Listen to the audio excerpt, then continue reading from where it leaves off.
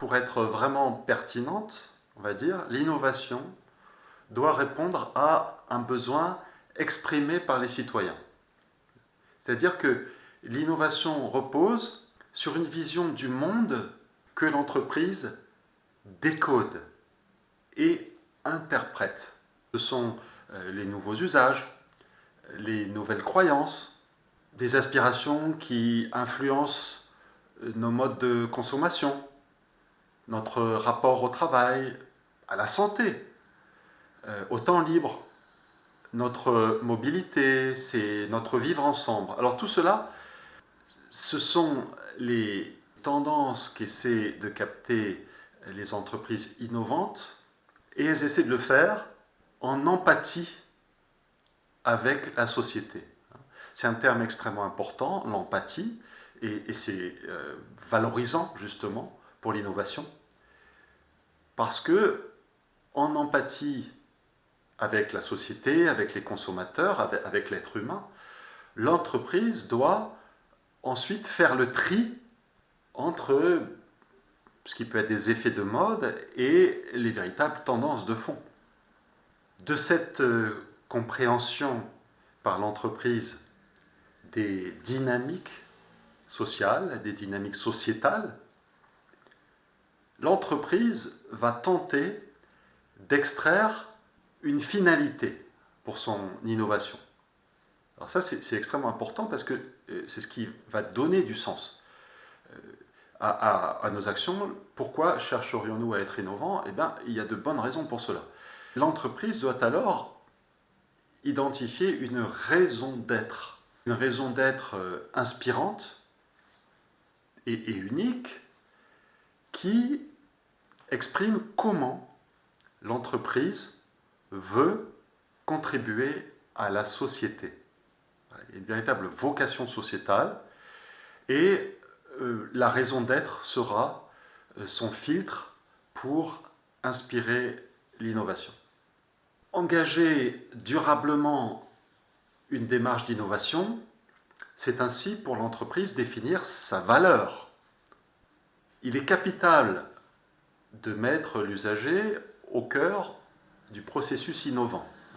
La dimension de l'expérience est ainsi primordiale et elle passe par ce que j'ai cité avant, c'est-à-dire la mise en empathie. Il faut transformer les individus pour transformer les organisations. D'ailleurs, sans écosystème, il n'y a pas d'innovation. Et dans toutes les ères de complexité, l'innovation doit être simple. Ça, c'est une clé de succès. Elle doit être simple, voire même frugale. Cette frugalité consiste à catalyser l'ingéniosité, l'intuition et aussi l'empathie des collaborateurs de l'entreprise pour créer des solutions révolutionnaires qui créent de la valeur.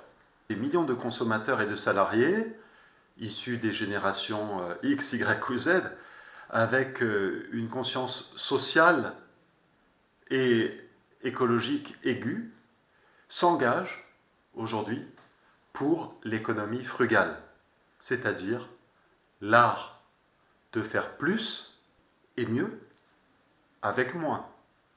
Il faut sortir d'une innovation facile, une innovation factice, hein, celle qui n'apporte en réalité aucun changement significatif dans notre quotidien.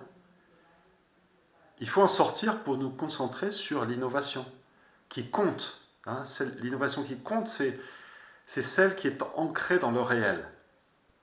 La finalité de l'innovation est d'être utile au plus grand nombre, à l'humain et à la planète.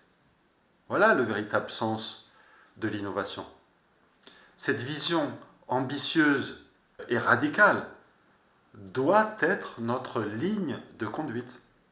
À travers l'innovation, et en nous remettant nous-mêmes en cause en permanence, nous pouvons améliorer significativement le réel.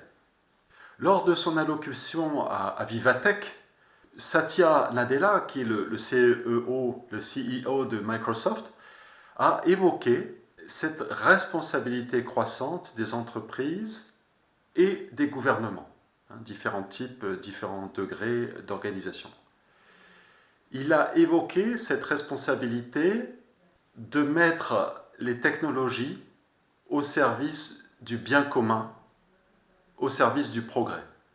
Ce sont peut-être de belles phrases, mais ce sont des phrases qui ont eu le mérite d'être prononcées. Maintenant, qui est vraiment prêt à relever ce défi?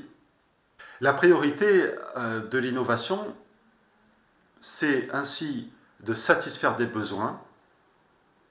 Une innovation est d'abord une solution, puisqu'elle produit une amélioration de vie.